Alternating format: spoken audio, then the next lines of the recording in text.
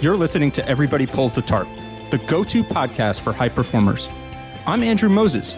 Each week, you'll hear my thought-provoking conversations with Olympians, pro athletes, CEOs, elite coaches, best-selling authors, and other high performers to uncover their secrets to success.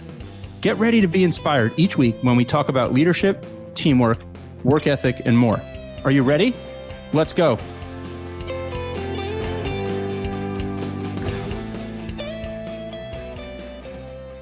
All right, everybody, let's get to it and pull that tarp. My guest today is a 3-time New York Times bestselling author, a health advocate, a self-trained chef, a pioneer in advocating for grain and gluten-free lifestyle for all, a resilient person, a leader in all walks of life. Danielle Walker, welcome to Everybody Pulls the Tarp. Thank you. Thanks for having me. Danielle, I want to dig into so much of your story, and in particular, the last 10 years or so. I want to go back to kind of the initial diagnosis of, you have an extreme case of ulcerative colitis, an autoimmune disorder. You started to really deal with it in an urgent way in your early 20s. Talk about that time period. How long from kind of the onset of symptoms that you noticed something was amiss to an actual diagnosis from doctors? Yeah, gosh, yes. So I was diagnosed 14 years ago, and from onset of symptoms to getting a diagnosis, it was probably about 6 to 8 months or so. For a while there, I just kind of kept waiting for things to go away. I just thought, life would get back to normal, and it was just a short term, just like sickness or something that would kind of just disappear. And so I didn't go see specialists for a while. But once I did end up in the ER and then seeing a bunch of different gastroenterologists, or who look at the gut, and that's where my disease is. It took like 5 different specialists to finally get a diagnosis. And once you get that diagnosis, is it very clear at that point, what needs to be done to kind of right the ship for you? Or is it still very vague and hazy, like many? Very vague and hazy, unfortunately. Yeah. It was kind of like they gave me the name of the diagnosis. They told me that it was incurable, wrote a couple of prescriptions, and then that was kind of it. I didn't really have any understanding about, why I had what I had, what that disease actually meant, what the symptoms might end up looking like. It was just kind of like, take these things and on your way. So often I feel like, that's what you're given, right? You're given a couple prescriptions, kind of generalized diagnosis, and then you're kind of left to fend for yourself. So for you, how did you take that next step from, okay, I have a diagnosis, I have prescriptions, I have some guidance from the medical community, but if I'm going to live with this my whole life, I need to find some solutions that work for me. When did you start to really become motivated to find some of your own solutions as it pertains to the work you're doing now, food, lifestyle, those types of things? Yeah, it was a couple of years into it, though I will say right from the get-go, I asked if there was anything that I could eat or not eat that would help. And all the doctors said no. So I kind of just took, the prescriptions and just tried to live with it. But I pretty quickly realized that the normal life that they had told me I would have was not the normal that I wanted. So a couple of years into it was when I really started digging in and trying to find alternative measures, because the medications were causing so many side effects and still weren't controlling the disease like they were supposed to. And so I started just kind of doing my own research. And what did that lead you to? Were there like different paths to kind of keep going down, or was there like one clear path that you said, I'm going to focus on my diet? Yeah, I mean, there were lots of different paths there. People try all sorts of things when you have an autoimmune disease, and there's a lot of different, like natural measures out there, a lot of different medications, different things that people were doing. And I tried so many of those. I wrote kind of about all of the different avenues and things that we tried in this new book, Food Saved Me. And then I ultimately found that food could really help. And even when I found that food could help, there were still so many different kind of prescriptions out there from people about what they ate, right? It was like, somebody found symptoms relief from going vegan, and then some found symptoms relief from going gluten-free, and some found it from, kind of eating like a paleo style diet. And so for me, it was realizing that food could have a huge impact, but then I had to really go on a journey of figuring out what worked for my body. So you start to figure out what's working for you, and then you essentially start a blog, and you decide to share your journey with others. How did that come to pass? Yeah, well, so my husband is in the tech industry, and I honestly don't think I knew what a blog was at the time. This was in 2000. 2009. And so this was like when blogs were, kind of still getting their start in a sense. I maybe had stumbled on one or two, but he was like, you should just set up a blog. And I was a writer, kind of through high school and a little bit in college, and I enjoyed it. And so I was like, all right, well, it can't hurt for me just to kind of lay my journey out there online, really for like my grandma, my mom, and my sister was the goal. It was like, the people that were in my life that were asking how I was doing and what recipes, I was trying. And I was like, all right, well, I'll just catalog this. And didn't realize that it ever had the potential to actually become like a public space for other people to come and find recipes and find inspiration and solidarity. So take me like kind of behind the scenes a little bit. So essentially you're like tinkering with, you're a self-trained chef. You kind of tested hundreds, if not thousands of different recipes, and you're always tinkering. And then you're posting these pictures to the blog, you're sharing with the community kind of what you're doing. How do you even like begin to do that? Right. Like, I mean, it's, how do you like kind of persevere through essentially hundreds and thousands of different recipes to try and find things that work for you and people in your situation?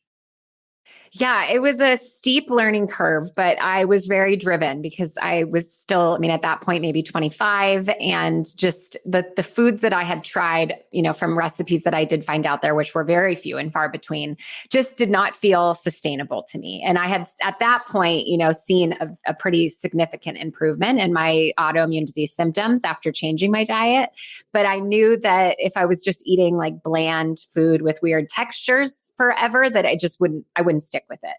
And so that was really what pushed me into the kitchen. And then really, I kind of clung to wanting to make sure that I still had all of my traditions and kind of memories that I grew up with, just the things that my family did that were usually centered around food. I think most of us, our celebrations and our special memories, they have some sort of food at the center of them.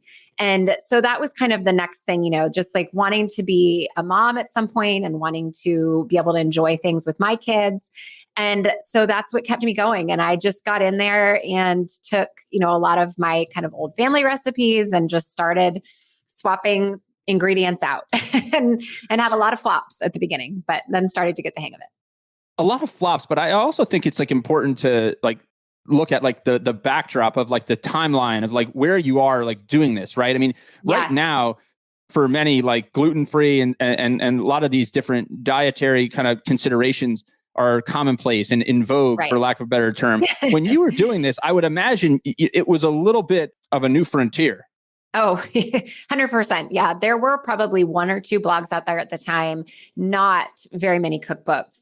And the ones that there were out there were, poorly written and not very great photos, which I think, when you're looking through a cookbook, you very much eat with your eyes. And even going out to a restaurant at that time when I first changed, the way I ate was like, if you asked if something was gluten-free, you'd be looked at like you had 5 heads, and, you'd get answers of kind of like, I think it's gluten-free, but I'm not sure. People weren't really taking it seriously at the time. And recipes and foods that you could find in the grocery store were very limited. And that's why I actually titled my blog Against All Grain, because I cut out grains, but I also felt like I was going very much against the grain at the time, like just swimming upstream in like the most difficult current, because it was very different at the time. How do you stay focused on like an end goal and stay positive when you feel like you're swimming against that proverbial grain?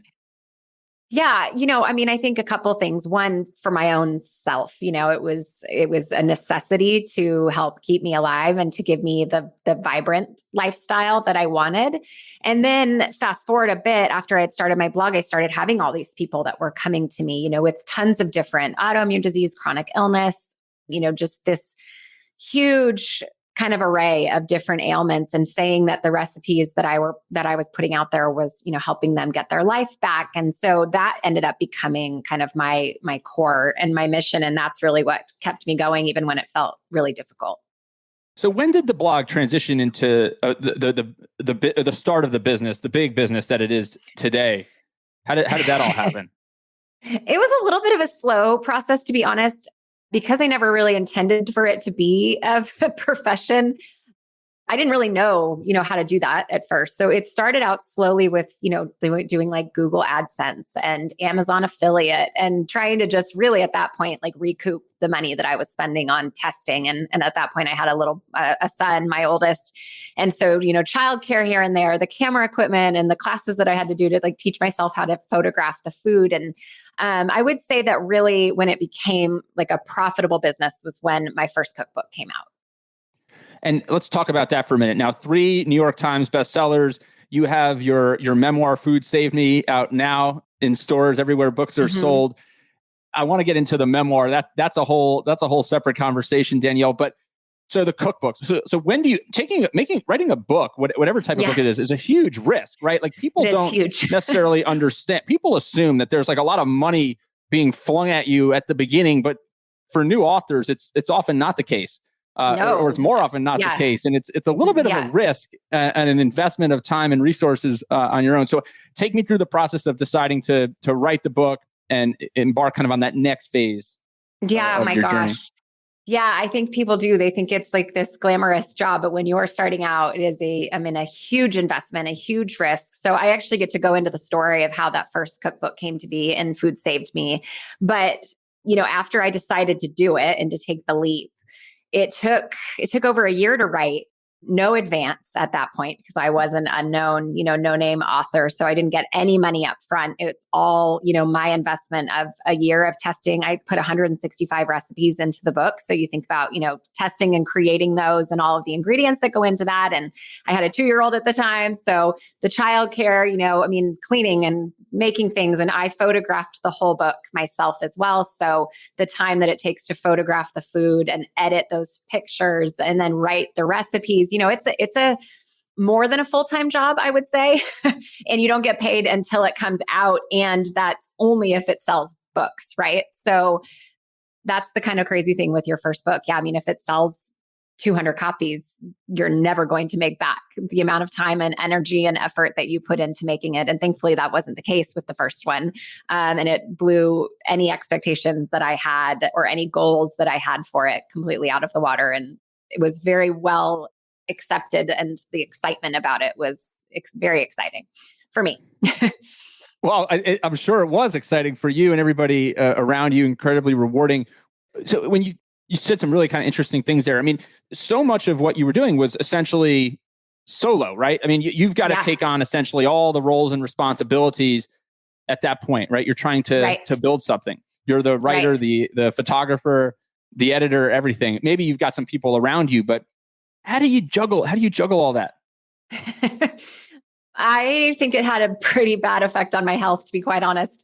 My publisher at the time, for my first 2 books, worked on a very tight schedule because he really wanted to kind of hit when those trends were hot, right? And so at that point, I put out a paleo cookbook, and that was when paleo had just started to boom. And so while most books take at least 2 years or so to write, edit, publish, my book was actually on shelves from, I think it was exactly 12 months from when I signed my contract, which is just a very fast pace. And so I didn't have anybody at the time on my team when I wrote that one. It was just me and my husband doing blog work behind the scenes and coding my website and things like that.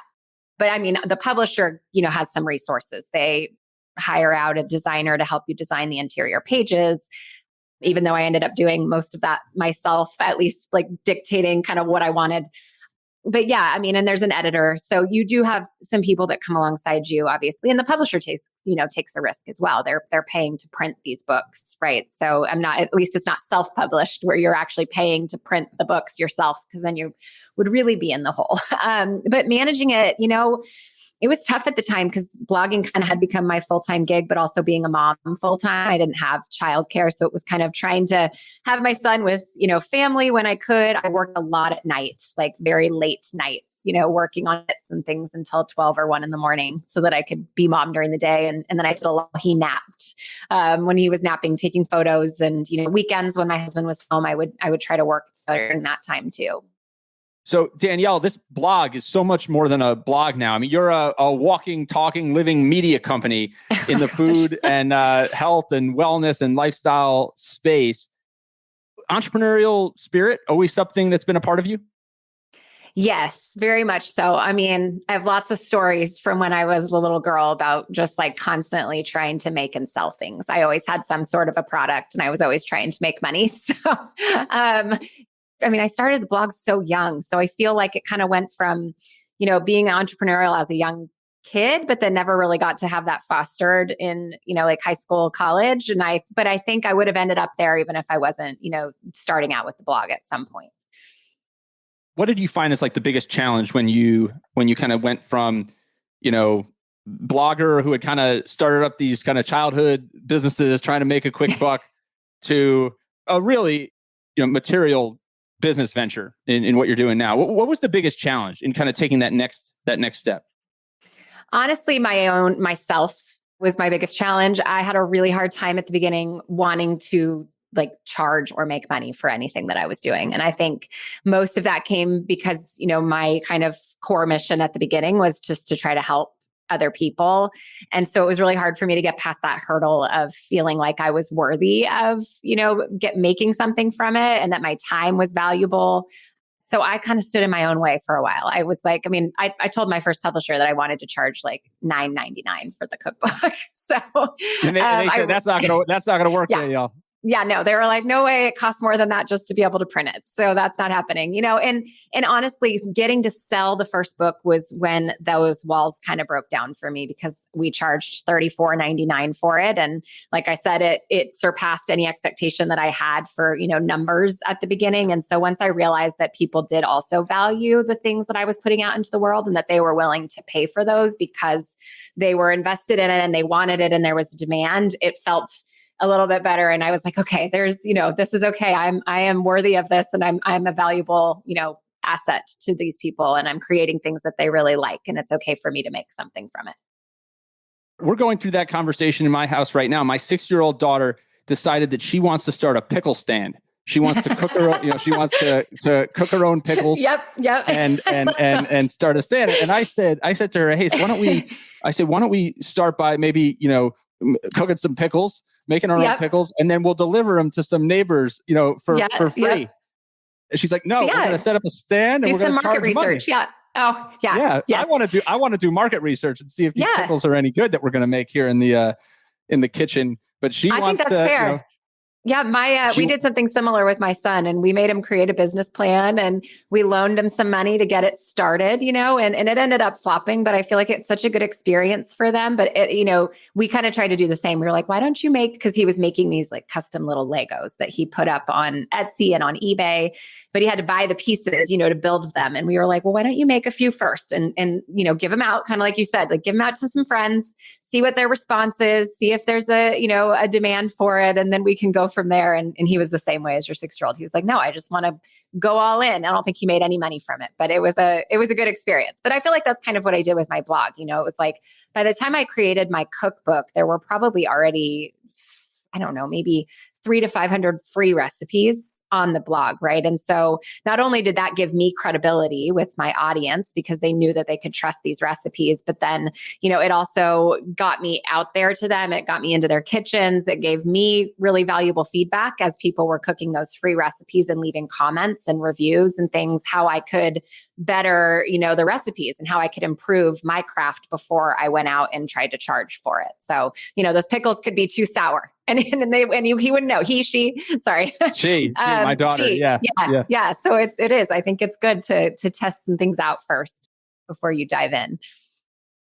So as you kind of think about your story, right, and the health issues, and I just think of you as like this beacon of hope for people who are struggling with anything, right? I mean, being told that you've got a condition that you really have to live with, and there is no cure, and you're going to live with this forever, is a daunting thing to hear, especially at such a young age with so much ahead of you. The way you from my estimation, right, took it upon yourself to go search for a solution that worked for you, an incredibly powerful story. I'm sure it built this resiliency and this positivity and energy in you that now you can kind of parlay into other aspects of your life, whether it's the business when things aren't going maybe as well as you had hoped. Have you been able to draw upon the experiences, like the health issues and dealing with those, and bring them to kind of other aspects of your life or your family's lives? Talk about that for a moment, Danielle. Yeah. I mean, I think, because I was diagnosed early and got to start this blog and start communicating with people, I think probably the biggest thing, honestly, is just learning that vulnerability and hardships can be used for something better, and that they can also help other people that are going through that, and give it purpose, to your pain. And so I think, honestly, that's probably the biggest thing that I've kind of been able to pull into lots of different aspects of my life. And that's really what this book is.